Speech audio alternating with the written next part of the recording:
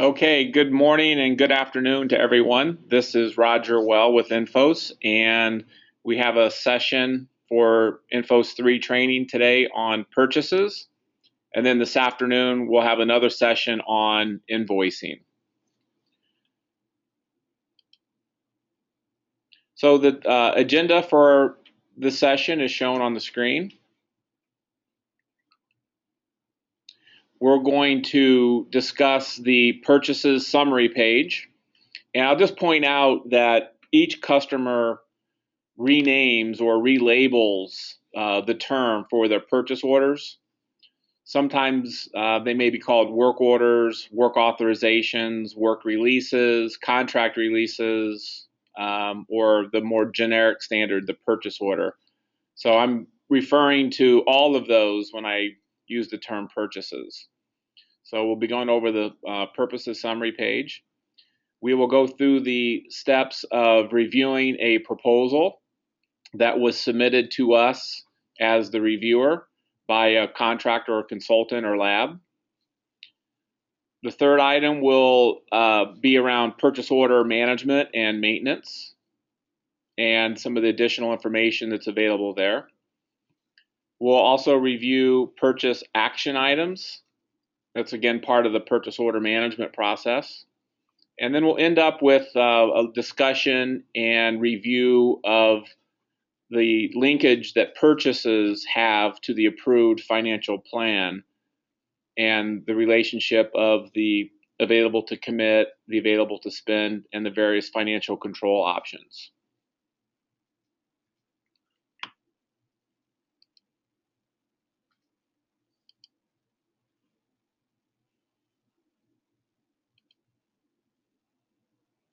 Okay, we'll start with the quick overview. I'm sure that everyone has attended some of the other training sessions, but we have plenty of time here, so I'm going to just give a quick overview of a couple of the navigation features and usability features. Generally, when users log on to the system, they're going to be directed to their action items list. Again, we used to call this the transaction dashboard. It's now called action items. On your user preferences, you have the ability to tell the system that you want, upon login, to be navigated to your action items page. So that's why when I logged into this test system, I'll come immediately to that page. So be sure to set that on Infos 3 when we go live. Okay, so I can see quickly that I have one financial plan to review. I have a proposal to review, and this is what we're going to go over on today's training session. We're going to convert this to a work order. And then the work orders, I don't have any actionable work orders or invoices. That would be shown here as well. Okay, so that's the action item list. You can move between those by clicking on the section headers like I did, or you can click the navigation descriptions here on the top, and that will open it up as well. So I clicked on proposal, and that opened up all my proposals on my action item list.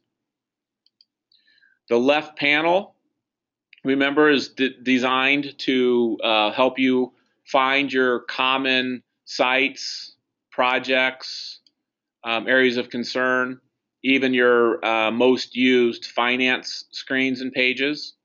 So I've already bookmarked a few of those. So as an example, I could immediately go to my proposals list for Site 342 and Project 342.rem just by clicking that link.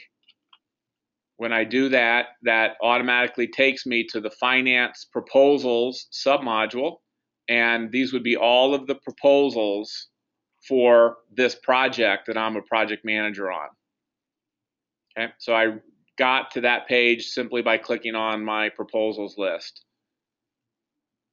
Okay, and remember, the bookmark is the little star in the upper left-hand corner. If it's highlighted or bolded, it's on, but I could also take it off by unclicking the star, and you can see now in my left panel that bookmark has gone away. But this is a commonly used page. It's a project I'm working on very actively, so I probably would want to go ahead and bookmark it because I can get to this page very quickly that way. Okay. So I'm going to go ahead and close the panel. Done with that for now. Also remember that Infos allows you to open multiple tabs within the application. Once I'm in a tab, I can direct myself back to it just by clicking on the tab link. So I kind of was bouncing back and forth there. If I'm working on a proposal review, typically what I might also want to do is look at my financial planning balance.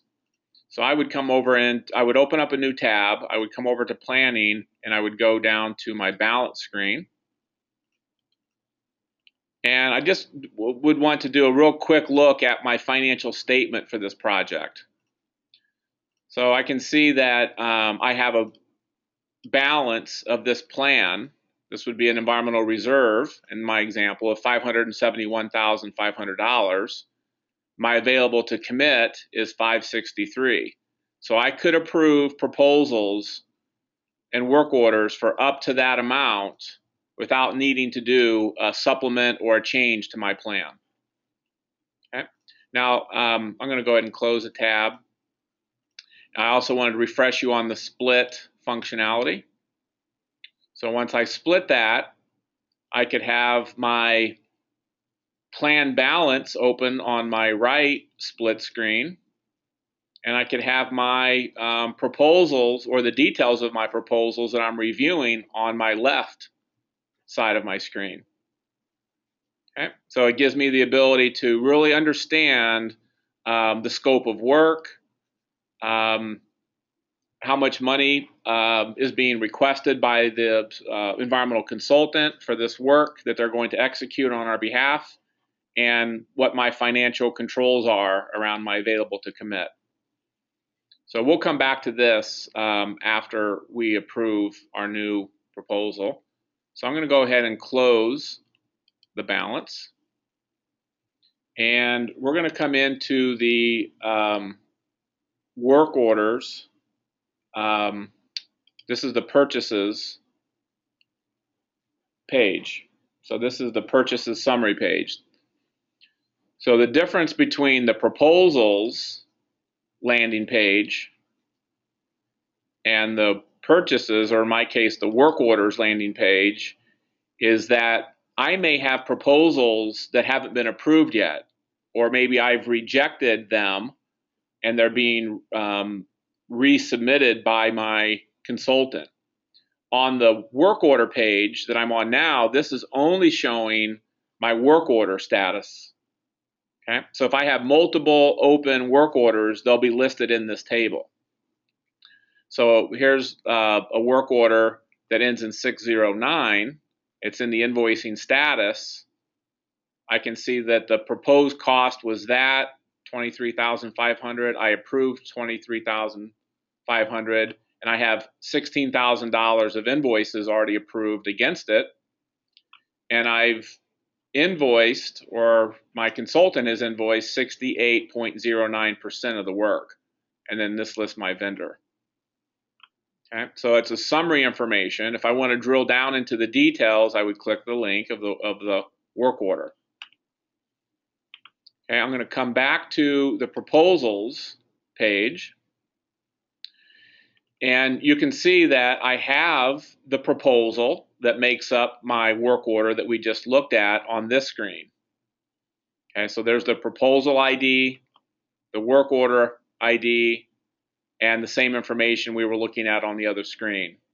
The $23,500, I can see my approval date and how much has been invoiced. But I also have another proposal in the reviewing status for this same project. That proposal amount is $5,620. Okay. Now, just to show you, I'm going to open up another tab. Then I'm going to come to the site module and click on my action items list, when I go to my proposals, this is that same proposal that we looked at in the other screen. In fact, I'll split this so I can share this to you. So on the right side, this is my action item list. So this will be all of my proposals, all of my invoices, all of my plans that I need to take action on regardless of what site or project, right? That's the action item. But over here on the left-hand side, I'm looking at proposals specific to that area of concern. Okay. Now I could review them from, I could review this proposal from either screen. I could do my review and approval directly from my action item list, or I could do it from the proposal list. Okay. So what I'm going to do is close the proposal tab. Now I only have my action item tab because I think most people that are reviewing proposals will initiate the review from their action item list. Okay. If I had multiple proposals that were in the reviewing status, waiting on my action item list, I could do bulk actions by selecting them and then going to my bulk action, and then I could hit approve here. Okay. And then if I did that, all of them that I checked would go through the review step. On the action item list, there are multiple actions that I can take based on my permissions. Okay. What Infos does is it tries to anticipate your most likely next action. So for a proposal in the reviewing status, our logic is anticipating that the review process is your most likely action. So I'm going to go ahead and click review. By doing that, that redirected me from my action item list over into the finance proposal submodule. Okay, so it redirected me. It did not open up another tab, but if I want additional tabs open while I'm doing this review, I could do that. Okay, so what we have in E3 now is we put a little bit of a information bar at the top of your screens. So this is just general information to help the user. So it basically says, please scroll to the bottom of the page to approve or reject, right? Because that's what you're doing. You're reviewing a proposal. So if I scroll all the way to the bottom, there are my 3 potential action items. I can hit cancel and just back out of this review. I could reject it, or I could approve it. Okay. But I wanted to show you these little blue banners are just pieces of information or tips that Infos is giving to you to help you anticipate your action. When I'm done looking at that information bar, I can just exit out and it goes away. Okay. So we're now in the review process of a proposal that an environmental consultant submitted to me to review. So we have multiple sections of information. We have the proposal summary. So most of this information was filled out during the proposal creation process that probably was initiated by your environmental consultant. So we have the proposal number, in my case, the SAP project number, but if you're running PeopleSoft or you're running a different type of an accounting system, you'll have a different project reference. There's a description. So this is perform a phase 2 assessment. That was an overall description that was written by the consultant. The status, the initiation date. So it was initiated on February 2nd and it was submitted on February 2nd. So it's been in my queue for a day. The funding type is cash. versus a direct pay. If it was direct pay, it would have a proration amount, but in this case, it's a cash project. The vendor company, we probably just don't have the data set up in our test system, but the vendor MSA and the vendor MSA expiry date would be listed here. We also have a feature to put a purchase block on vendor companies that have had an MSA expiration, so that it could be part of your validation step. The amount, the project type or expense type, and just a little bit on the level of detail that's being included in my estimate. So the time and material estimate is to a 2-level work breakdown structure, a phase and an activity. Any units that are in the proposal will be to the phase with the activity. And then there's 2 other levels in a work breakdown structure that just aren't being used. The vendor comments, a placeholder for me as the owner to add my comments. Okay, so that's the proposal summary, very high level. The contacts is the next section. So here I can see that Max from Environmental Consultant Inc. was the initiator, and they assigned it to me as the customer for review.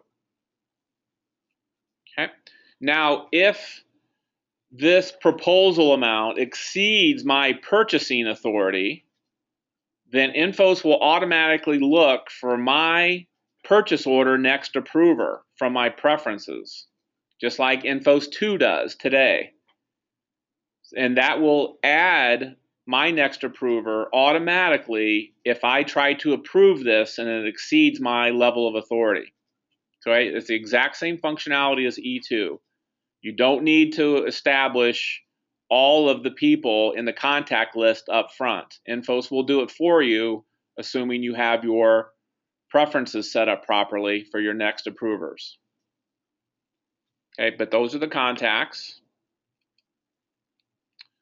The next section would be the proposal details.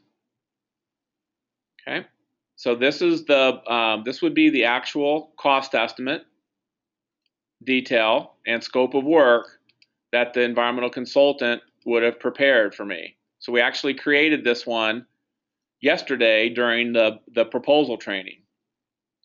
So you can see I have a health and safety plan that's part of my preliminary assessment for $1,500.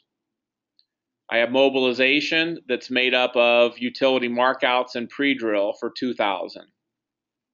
I have a reporting task that has 2 units in it, a senior hydrogeologist and a junior hydrogeologist, 10 hours and 8 hours respectively, and the total price listed there. Okay, so this was all built up and created during the environmental consultant or contractor or lab's proposal preparation. I can change the view by clicking on the by item view. This basically expands the view a little bit more for me, and I can see not only the tasks and items from the vendor scope of work, but I can also see the customer's work breakdown structure where those costs are applied. So I can see that I've got preliminary assessment as a phase and an activity called site assessment. And then you can see for the child task of mobilization, I have preliminary assessment and on-site assessment. So those were all created during the proposal process. If I want to look as the reviewer at any detail for any of these tasks or subtasks, all I need to do is click the link. So if I click on health and safety, I can view the detail that was, again, created during the proposal creation process. So I can see the health and safety plan task doesn't have a priority or a percent complete, but it does have a start date and end date. So the consultants plan on doing this health and safety plan task on the 8th and 9th of February. And they included a statement of work description for that task. And then I can see the cost breakdown of that broken down into the standard or uniform work breakdown structure that all of our sites are using. Okay. So that, and I can see the $1,500. I can go ahead and click back. Now at this time, I actually may want to go in and look at my financial plan. So I would open up a new tab. I'm going to come into finance and I'm going to go to life cycle. And I'm going to split this screen. Okay. So what I have here on my left screen is the proposal that I'm reviewing. And over here on the right is the current approved financial plan for this same project. What this allows me to do is look at the scope of work in the plan and compare that to the scope of work by task and phase and activity in the vendor's proposal. Okay, so I've got a $30,000 plan on preliminary assessment for 2016. We've already approved $16,000 of invoices. So I can quickly kind of look at all of these line items that are part of preliminary assessment in my proposal. Infos has a whole set of configurations that are optional for customers to use to put in place project controls around scope of work and around cost and schedule. If there was a setting in place that was going to manage my work orders against my plan to the WBS level, and I have $30,000 in 2016, I could actually set Infos up to not allow a work order to be approved for a preliminary assessment in total that exceeds the 30. And in our case, even less than that because we've already spent money. So there's a lot of granularity that can be set up in your project controls here. It could be by work breakdown structure, such as the phase from the plan over to the work orders. And it could also be for the current year only versus the full life cycle plan amount. All right. So I wanted to show you that just in terms of the usability, a lot of people will want to see what's in my financial plan, right? As they're reviewing the actual scope of work from the supplier's proposal. So I'm going to go ahead and close the life cycle plan. And we're still into this review process. Okay. So again, I could click on the links and then I could look at all of the content that the environmental consultant or contractor put in place when they were building the estimate. So now I'm looking at the utility markouts and pre-drill task. It's going to start on February 10th, end on the 12th. There was no statement of work. So maybe I want a statement of work there as the reviewer. Okay, so I can go ahead and hit back. And that might be enough for me to reject this right now. So if that was the case, I would scroll up to my proposal summary and I would say I'm rejecting because the statement of work is not defined for the utility markout task. Okay. And then I can come all the way down to the bottom and hit reject.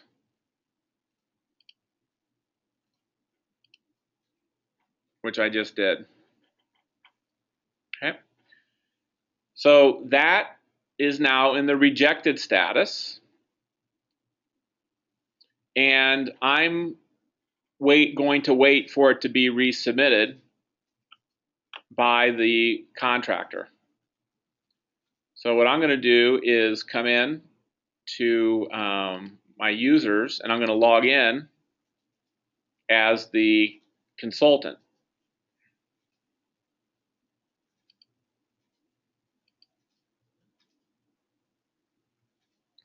So I just logged in as the consultant user who just got the nasty alert that my proposal was rejected. So it shows up on their action item list. They would also be getting an email if they had set that up. So now what the consultant can do is come in and make any edits that would be necessary.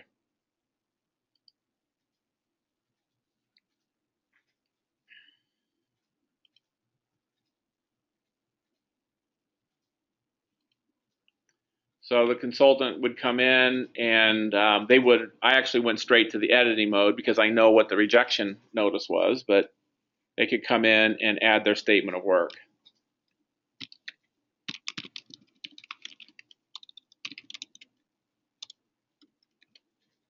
And then hit done. Okay. So now I can go ahead and look at that just to confirm it. And if everything else is good, I don't need to change any of the dollar values. I don't need to add any more backup documents. I could go ahead and just hit resubmit here. And now that's back in the reviewing status. Okay, so I can log out and log back in.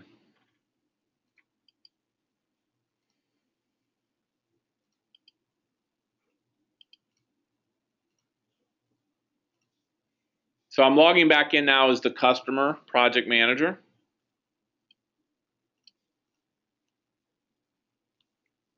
And we'll go ahead and approve this and kind of finish that off. Okay, now you can see that proposal is back in the reviewing status. So that's the state event machine or the workflow. And I'm going to click review off my action item list. I'm going to close my panel. I'm going to close out the information sheet or information tip. And there's my proposal summary. The contacts are still there. The proposal details are there.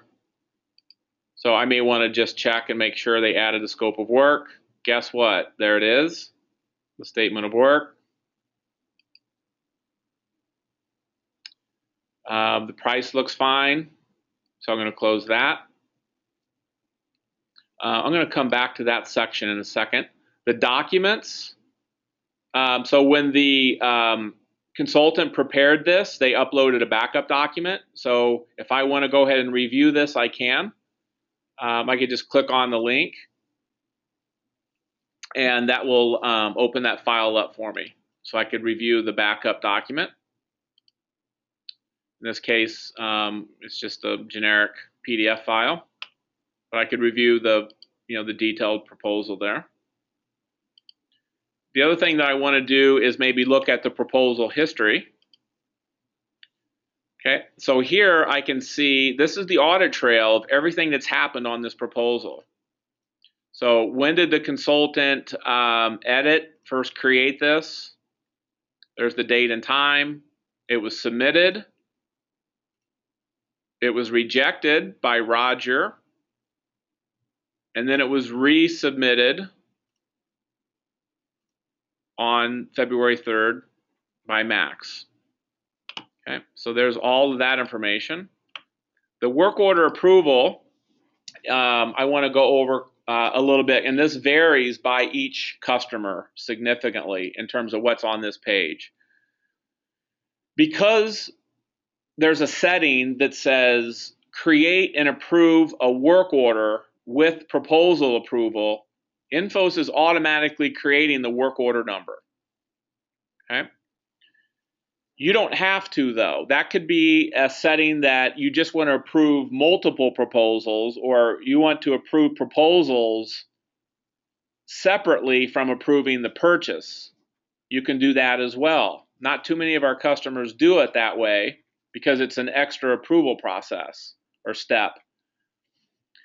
Some of our customers, though, are using a purchase order management system that's part of their accounting ERP system.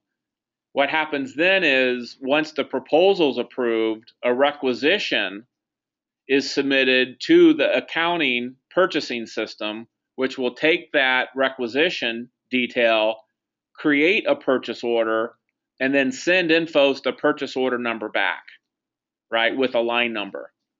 But the processes I'm going through here today would be the same in terms of your review and approval. I just wanted to point that out because this is all slightly different by customer. So the work order creation and approval, that's going to be my work order number. It's going to have an approval date. Infos handles retainage.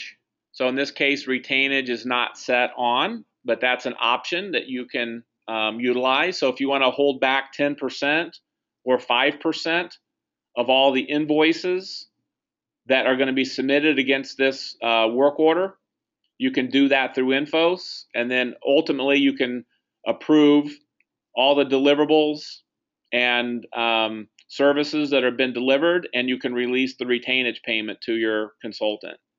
But in my case, we're not using retainage. I can throw some comments in here about this work order.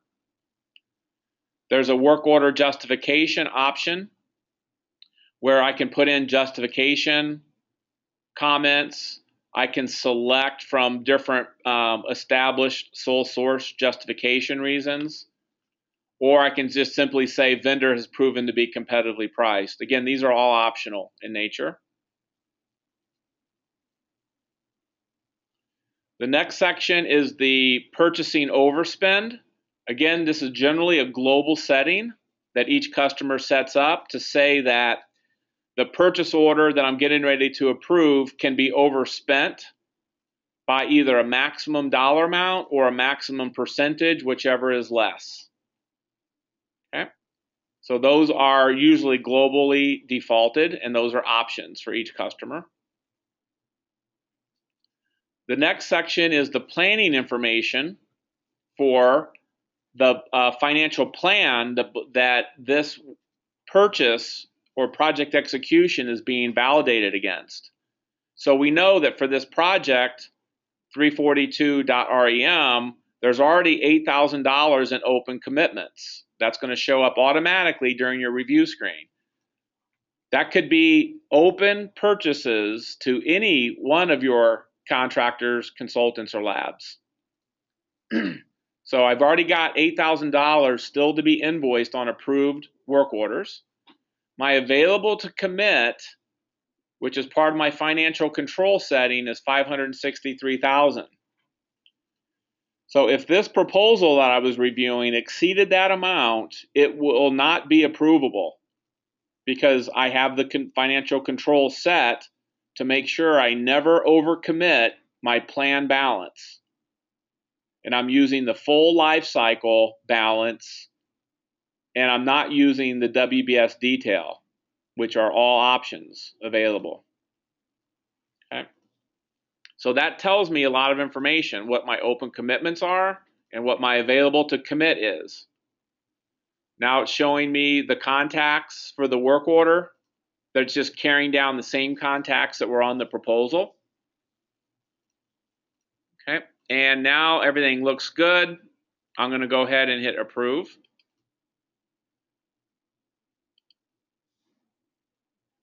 Okay, once I approved it, it actually is no longer on my action item list. But because I'm still at the same area of concern, all I need to do is come over to Finance Work Orders. And now I have 2 work orders to show you, right? We looked at the one earlier, which was the one that already had been approved and was the invoicing status. And the new one, the one that I just approved today for $5,620, nothing has been invoiced against it yet. And the percent invoice is still 0. Okay. We have the work order chart at the bottom.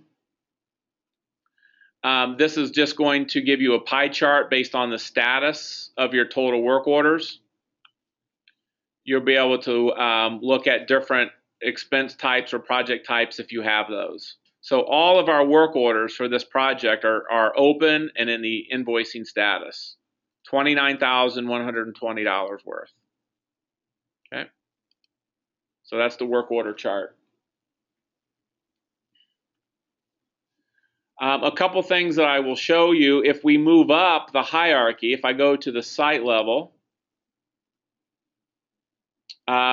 we will see a view of all of the work orders for that particular project. So if I have multiple areas of concern or multiple projects under this site, I'll get a view of those here.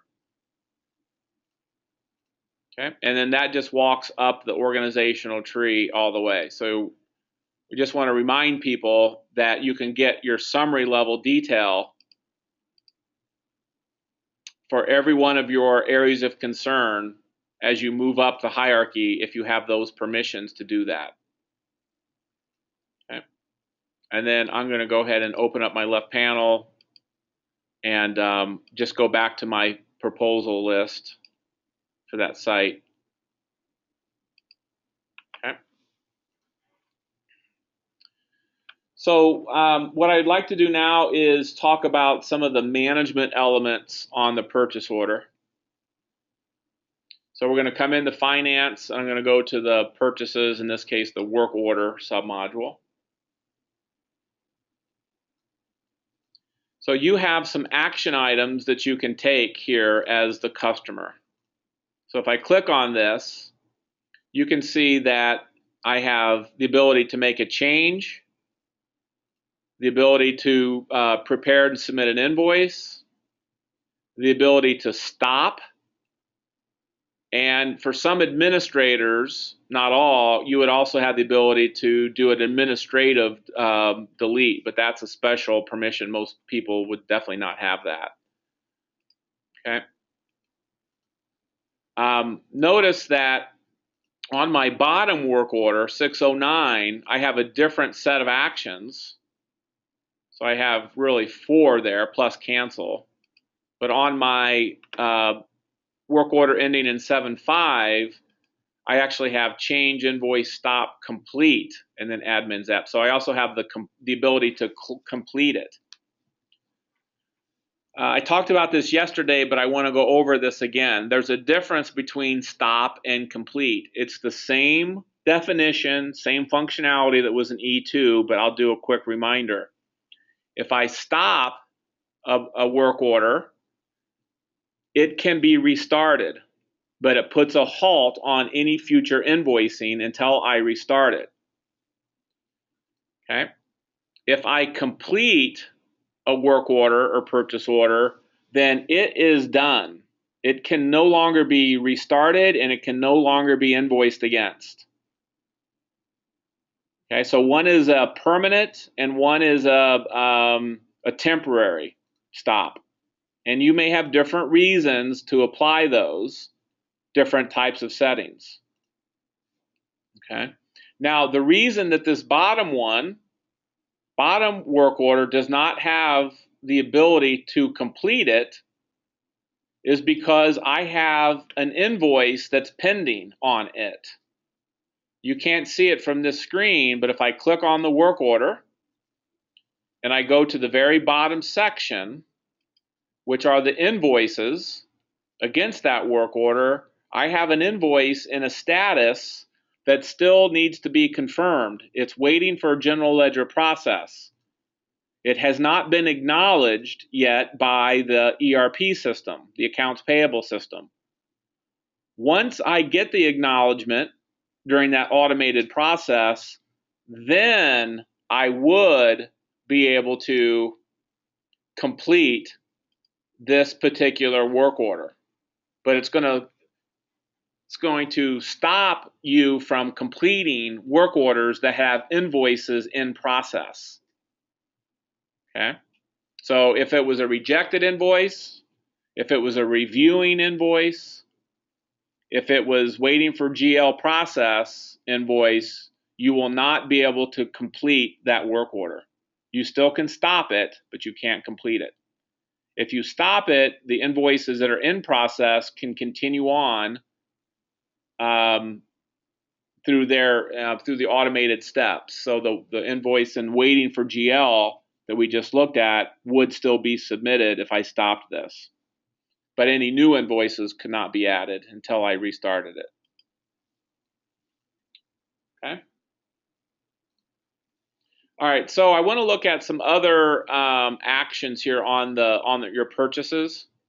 So I'm going to go into the purchase that we had already approved.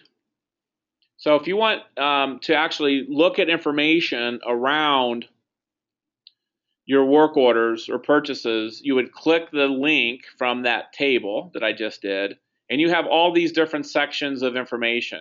You have the summary for the work order, your contacts for the work order, the details, which are basically going to be the proposals in the scope of work, the earned value, which is an optional feature, the history of the work order, and then all the invoices in the work order. Okay. So in E3, we give you the sections that you can expand or collapse, but we also give you these upper navigation items. So I can quickly go to any one of those sections just by clicking on it. Okay. We also give you the ability to open or close all the sections at once.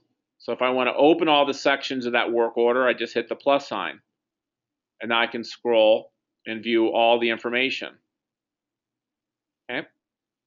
Notice that I also have a bookmark. So if this is a very big project that is in the scope of work, and I'm going to be managing it tightly, I'm probably going to bookmark it. And notice now, under my bookmarks in my left panel, I have this work order bookmarked. So whenever I log in, I can come straight into my bookmarks and say, I need to see what's going on this scope of work or on this project. I just click that link and it takes me right there. When I've completed it, when I closed it, I can simply come in and say, that one is done. I don't need it bookmarked anymore. Okay. So that's how that would be used, or that's how we hope it's used. So the work order summary just gives me all the basic information, the header information about the work order, right? All the things that we were looking at earlier are here and non-editable. So I can see who the vendor company is as an example, this description of work, the work order amount, how much is T&M versus how much is unit, my approval dates, the open amount, the approved invoices against it, any comments, any work order justifications, and my overspends. So that's all in the work order summary. I have my contacts on the work order. I have my work order detail. So I'm actually looking at a different work order than the one that I created.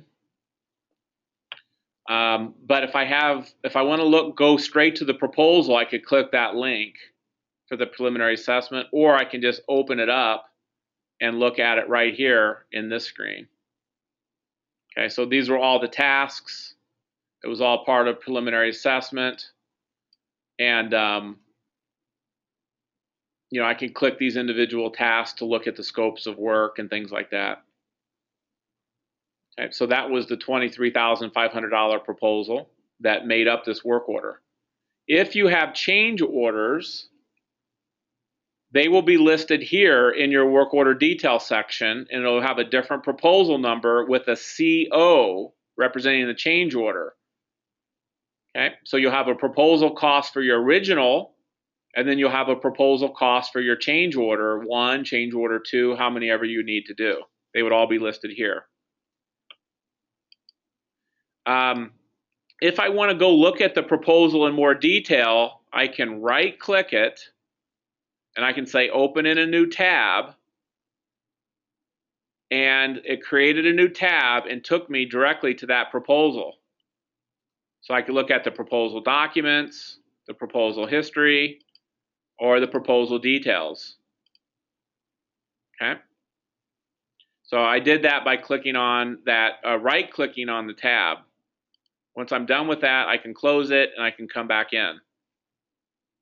Okay. So again, I did a right click and opened a new tab, and it opened up the proposal detail for me. Okay. The next section is work order earned value. This is a project management technique that allows you to manage my task level costs. So you can see all my tasks that were in my proposal that the supplier created for me, the estimated cost for those, the amount invoiced against those, and then the consultant can, or someone on the customer team can actually track and manage the percent complete of work by task. And Infos will automatically calculate the earned value based on a comparison of your percent invoiced to your percent completed. Okay. The only thing that you would have to do, either you or your contractors would be entering the percent complete as you're moving through the progress of the work. Okay, so if this was work that was going to take us all year to do, maybe every month I would want my consultant to come in and update my percent completes. They would do that by navigating to the proposal, clicking edit, and then they could add in for every one of their tasks their percent completes off of this table. And then they can update their start and end dates.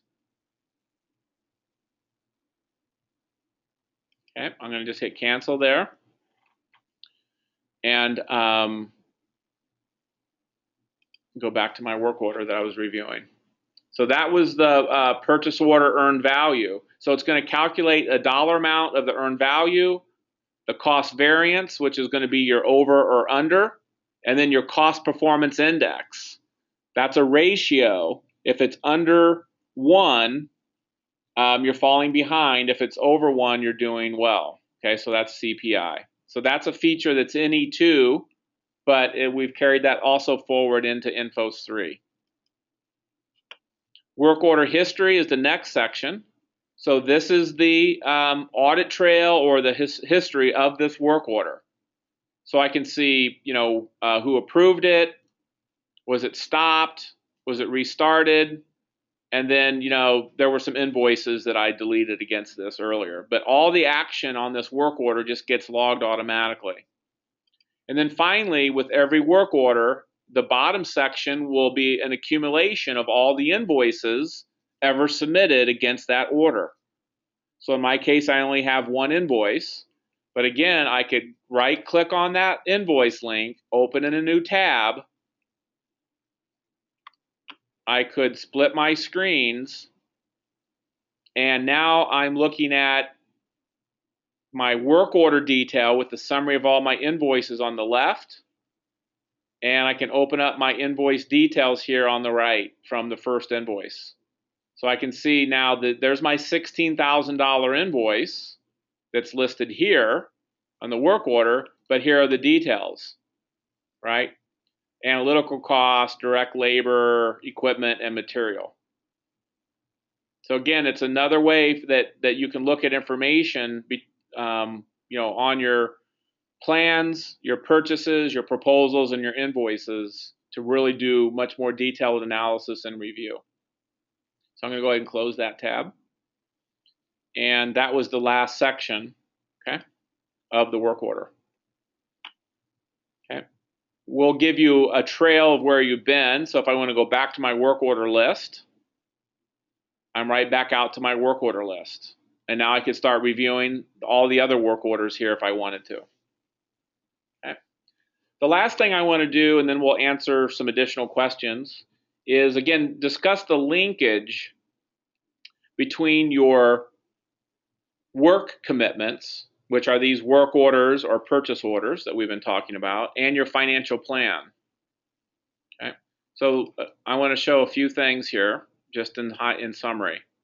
So I went into planning, finance planning, I went to life cycle. This is the current approved plan, right, by phase. And then I have my cash flow forecasts from my last approved plan listed here.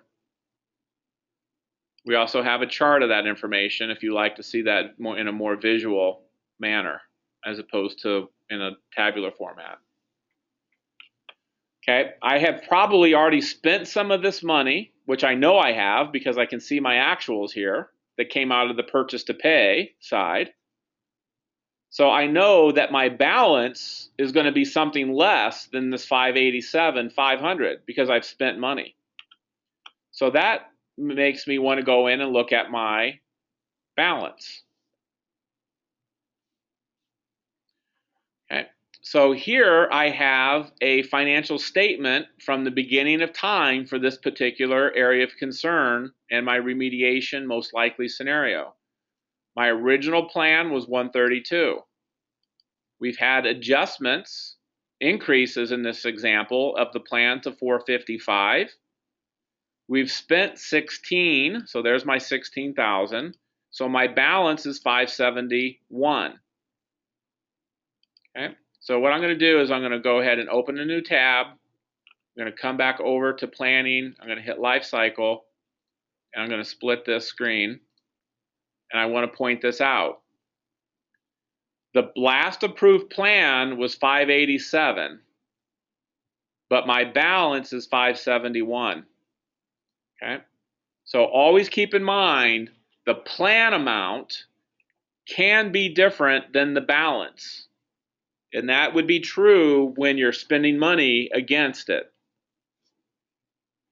Okay, it's something to always point out and remind your users. And this is the direct linkage between reserve management or ARO management and your purchasing. We also have open commitments of $13,901. Those are our approved purchase orders, less of what we've approved on invoices. And then the available to commit. That's just doing the math. It's taking my balance, subtracting out my open commitments, and saying that's how much you have left of your balance that you can commit to future purchases. And then my available to spend is just doing it off the invoiced amount. Okay. And that available to commit number, either for the full plan or for the current year, using a work breakdown structure or using the total of all the work breakdown structure, are your options that you can use for your financial controls. So depending on the level of control you want, you can go from managing it at the full plan amount balance to the WBS level to the current year level. Okay. So we talked about that yesterday, and I wanted to reiterate that a little bit more today. That's the linkage on purchasing to the planning elements.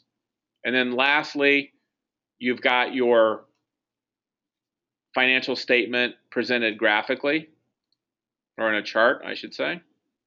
So it's the same information you were looking at above. And then you also have your current year budget information in your balance section as well. So my current year budget is 47.5. That comes right out of the financial plan.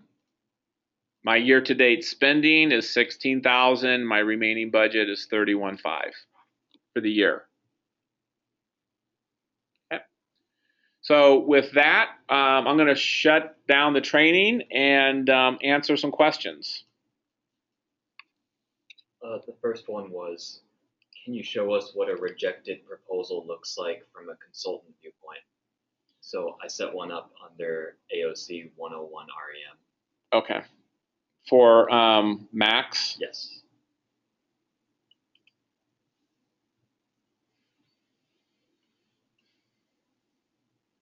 Okay, what we're going to do is we're going to look at a rejected proposal from a consultant or contractor or lab's perspective. So we've logged in as the consultant user in my example.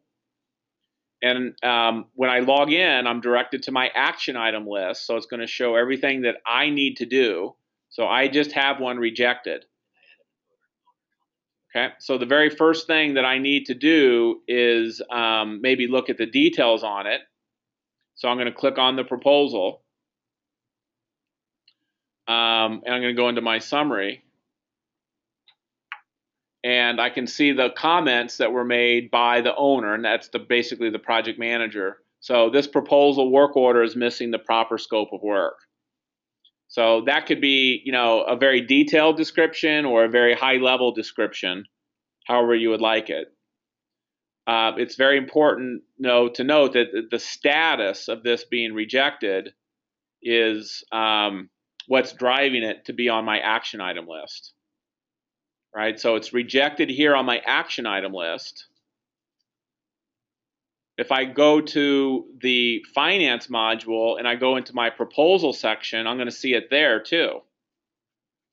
Because now I'm looking at only the proposals for this particular project. So I can see that it's rejected here as well. Right, and then I have these different action items. Adding the task allows me to edit it. So if I click Add Task, I can come in here and make edits. I could change my price. I could delete rows. I could add more tasks or units.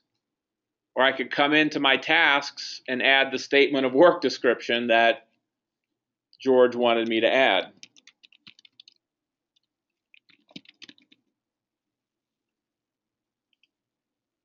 Okay, and then I can just hit resubmit. Okay, additional questions, George? Are the training sessions now available? They are. Where should I go, George, to show them that? You can click on the Enfos icon in the top left, or you can open a new tab. Okay. The two of our training videos are up, and we're going to get some additional ones up today, are added here. So you can get to this two ways. One is you can just log in to the Test 2 system. You could also log into the integration system, which some of you probably already know how to access, but everyone should have access to test2.enfos.com. And just open up a new tab, and you'll see the section here called Tutorial Videos. So that's a link. It's going to take you to our YouTube channel, and you'll be able to watch the videos at your leisure. So we have the overview and basics already up, and the site module up, and then we're going to be adding planning, proposals, purchases, the one we just did today, up there, hopefully today even. And then the rest of the training sessions will be put up there as well. Okay, any other questions, George? Okay, everyone, thank you for attending our training. And we're going to have one more training session today. That will be on invoicing, and that would be both for the vendor suppliers as well as the approvers on the customer side. But that's at 3 o'clock Central Time today. So talk to everyone later. Bye.